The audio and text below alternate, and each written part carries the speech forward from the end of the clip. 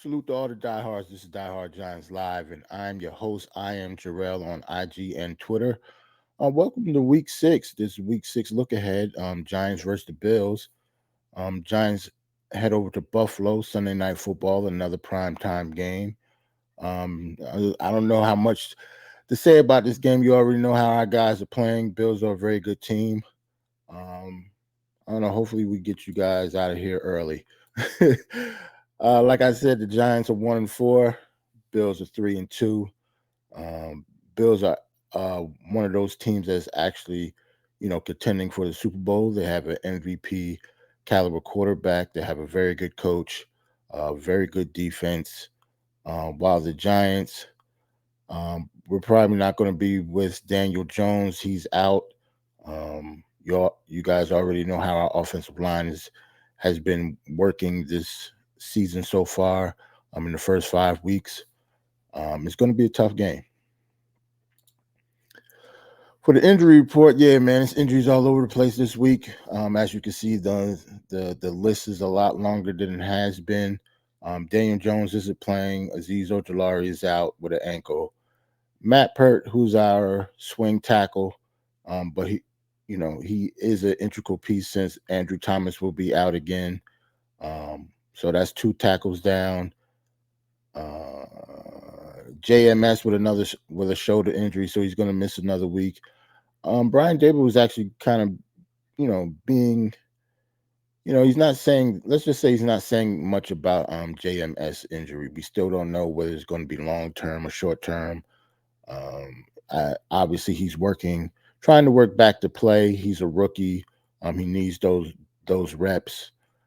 But is another week we're going to probably have Ben Bredesen as our starting center. I don't even know who's going to be our guards this week. When it comes to the questionable side, as you can see, second from the bottom, Evan Neal. Let's talk about him real quick. He popped up on the injury report as questionable with an ankle injury. Even though he hasn't been playing that well, he's still, you know, like the only. Well, Ben Bredesen was the starter, but he's starting at a different position. He was our starting left guard, but he's starting at center for JMS. But Evan Neal, at least, some stability on the right hand side. He actually has been healthy so far this season after missing the majority of the preseason with a concussion. But he showed up on the injury report this week with an ankle. It's still day to day. I'm not exactly sure if he plays, but they haven't ruled him out yet. We'll have to see tomorrow night on Sunday. Saquon Barkley is probably going to miss another game. I see that he's questionable. As you can see, he's questionable again. But I would guess that he's going to miss another game. Hopefully, we can get him back next week. Gary Brightwell, who is a backup running back, but he's our special teams ace. That's a big blow for us. DJ Davidson and Shane Lemieux, backup players on the offense and defensive line. They don't start, but the way we're playing, we need all hands on deck. Micah McFadden, who missed last game, we did get a good game from Isaiah Simmons in his place, but we'll talk about that later when it comes to the key players. But Micah McFadden is, he was our starting linebacker. Hopefully we can get him back. That'll free up Isaiah Simmons maybe to blitz a little more from another position. But since he had to replace Micah McFadden last week in the inside linebacker along with Bobby Okereke. He had a pretty good game, but it's little blitzing opportunities for him until he probably gets freed up and Micah McFadden comes back. Team stats, man. As you can see, Giants is in the bottom of the list pretty much in every category. 31st in yards and points scored, 29th in points against, and 27th in yards. It's not really much I could say to that I haven't said already. You guys have know how we've been playing so far. On offense, we can't stop the rush. Can barely run the ball. On defense, we have a tackling issue still. One good thing about our defense last week, though, we gave up a lot of yards, but for the first time, we actually got a couple turnovers. We got 3 of them, matter of fact, after not having a turnover all year. Against Miami, who is the number one offense in the league, we got 3 turnovers on them. So hopefully we can keep the ball rolling when it comes to that. And, our defense can actually step up a little bit more. For the Bills side, they pretty much like the opposite of us, man. They have a pretty good offensive line, um, MVP caliber quarterback, and Josh Allen. As you can see, they rank in the top 5 when it comes to point scores and yards. McDermott, who's a good coach, is a defensive minded coach. He has them ranked in the top 10 when it comes to point against.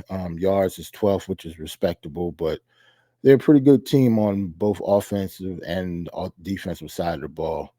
Um, so it's going to be a tough game. Key offensive players, like I said, Daniel Jones is a no-show today, or the next game, I should say. Tyrod Taylor um, goes under center for the first time starting this year. Tyrod Taylor, I know he's a backup, but he is one of the most respectable and polished backup quarterbacks in the league. He's also one of the highest paid quarterbacks, backup quarterbacks in the league. Also, not saying that he can. I don't want to say that he can't be every down starter or every game starter for 17 weeks, but he probably has a little bit of a durability issue when it comes to that. That's one of the reasons he's not a starter. And he's a tough competitor. I like Tyrod Taylor. Um, he's pretty good in the quarterback room. A lot of our coaches say the team likes playing for him. He's always been a team guy. He's always been a good leader for every team that he's played for. Um, I wouldn't say this is a revenge game or anything like that when it comes to him going back to Buffalo, but it's more of a revenge game for Buffalo if you think about it, because we did take their assistant GM, who is our GM now, Joe Shane. We got their ex-offensive coordinator, who is our head coach now. When we're talking about Brian Daboll, and we got one of their quarterbacks in Tyrod Taylor. So I don't really know what to expect from this game, especially with the line that we had. If our line was actually playing well, I actually think that Tyrod has a good chance of winning this game. But with him running around back there, he's going to be running for his life. It's going to be it's going to be a really, really tough game for him, especially if him scrambling, and past few times that we've seen Tyrod Taylor scramble, he's been injured. So, hopefully that won't happen. He can, leave the game both on his 2 feet and not on a stretcher, because our offensive line, man, like, they obviously got Daniel Jones hurt last week. He got beat up pretty bad, but hopefully Tyrod Taylor could be a little better when it comes to pocket presence and throwing the ball away. Eric Gray, our rookie, he didn't start the game last week, but he got the most yards on the ground, which isn't that much. 12 carries for 25 yards, like 2 yards a carry. But he did better than Matt Breida last week. It's not really much to say about our running game. It's been pretty much non-existent since Saquon has been injured. But, we still got to keep the defense honest, so we still got to keep running the ball and be more balanced on offense. Darren Waller showed up on the injury report. They say he's questionable with a groin. Hopefully he can play. If we have any chance to win this game, Darren Waller would have to be one of the reasons that happens. He had the best game of his Giants career last week in a losing effort, but he did pretty good. 8 catches for 86 yards, no touchdowns. He had a chance to score a couple touchdowns on a long pass from DJ on the right-hand side. I wouldn't say he dropped it. A lot of people think that he should have came up with it. It was a deep pass on the sideline, but the defender got a hand in there. It was pretty good defense, and Darren Waller didn't end up with the ball. So, but other than that, he had a pretty good game. There's not much to say about Darren Waller. He's obviously a pretty talented tight end, but our offensive line has to block for Tyrod Taylor, especially with this Buffalo's defense that we're going to talk about soon. When it comes to the other weapons, Tyrod Taylor will take more chances than Daniel Jones. So players like Jalen Hyatt and Darius Slayton going down the field, I mean, if Tyrod Taylor gets time, he has a pretty good chance to maybe connecting on one or two of those balls, man. Like Tyrod Taylor is definitely not afraid to let it go. That might not be a good thing all the time because he might throw an interception, but at this point, what do you got to lose? I expect us to um, actually test their defense down the field a little bit more than we have been in the last couple games. On the defensive front, like I mentioned before, Bobby Okereke um, is usually our leading tackler. He's been having a pretty good year. He had 10 tackles and 1 interception. Isaiah Simmons, who started for Micah McFadden, had a pretty good game. Almost double digit tackles. 9 tackles he had. Hopefully, Micah McFadden can play like I said before, because I would like Isaiah Simmons to be more free to roam around the field. I think he's better. He's better when he does that, because he's a pretty good athlete. He's good at rushing the passer. I would like to see him on pass rushing downs more, going after the quarterback, especially since Azeez Ojulari isn't playing this game. The leader of our defensive backfield, Xavier McKinney, had another pretty good game last week, almost 10 catches. The speed of Miami's wide receivers obviously was a mismatch when it comes to our young corners and some of our safeties. But Justin Pinnock had a pick six last week. Bobby Okereke had another interception, like I said before. We had another fumble recovery. I think Kayvon Thibodeau came up with the ball, and Xavier McKinney punched it out. Kayvon Thibodeau had another sack. I think he has 5 sacks in 6 games. He's actually stepped up the past couple games. Hopefully we can get that going. Deontay Banks, and Trey Hawkins, 2 starting rookie corners. I mean, they didn't play too bad last week, considering they are both rookies.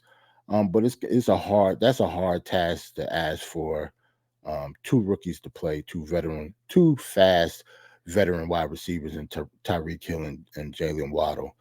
So it's not saying that they're going to have a better matchup this week. We'll get to Buffalo's key offensive players next.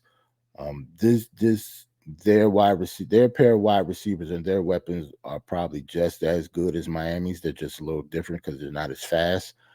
But yeah, they have a very, very powerful offense as well. Getting on that offense, Josh Allen. Everybody knows what Josh Allen is capable of. If you watch football, he's an MVP caliber quarterback. Had almost 400 yards and 2 touchdowns last week in a losing effort though. Like Buffalo lost their game last week against I think they played Jacksonville. Yeah, they played Jacksonville.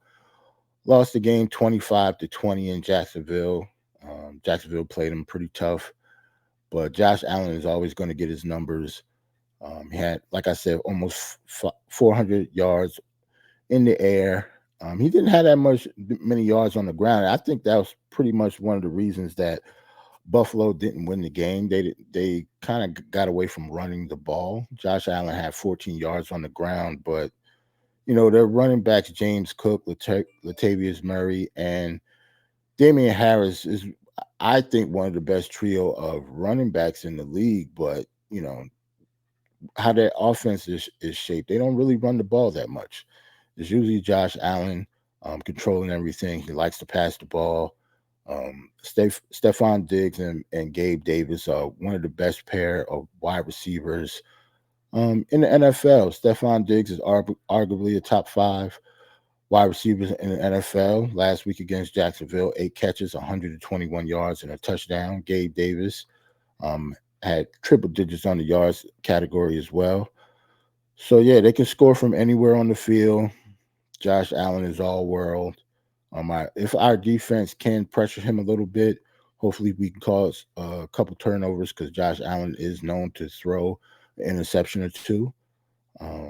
But yeah, they are, like I said, they are a top 5 offense in the league, man. It's gonna be tough sledding trying to win this game against them. Now on to the defense in closing, because I don't have a slide for like a player spotlight or anything like that. Nothing really happened this past week. So once we get once I talk about these defensive players, that's pretty much the video. It's not much to say about this game, other than Buffalo is a really really tough team.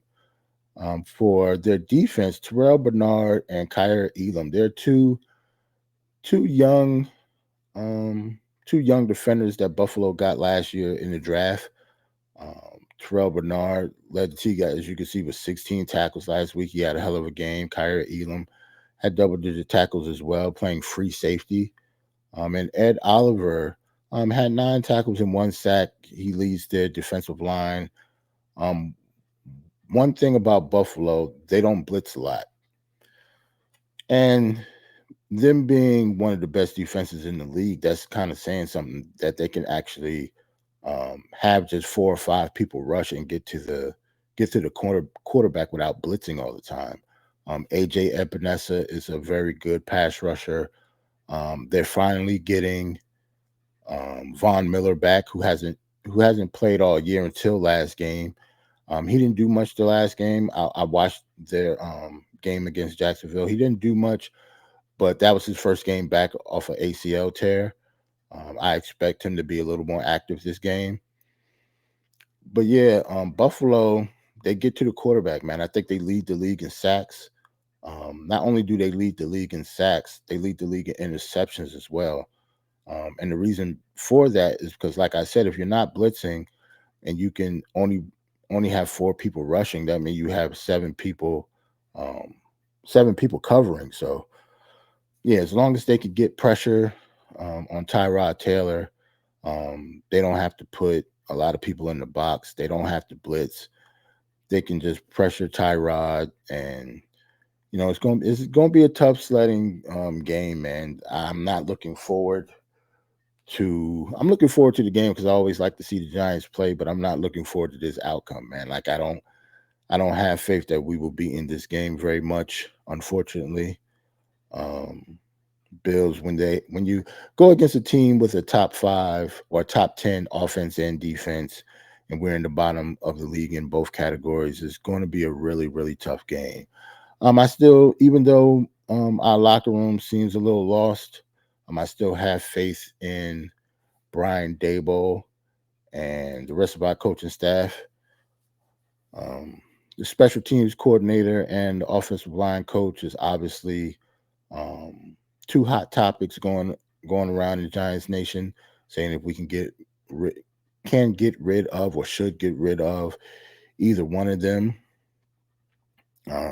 Never know, man. I don't expect anything to happen in the middle of the season. I expect change depending on how this season shapes up. Though I do expect changes in both of those categories, the offensive line and the special teams.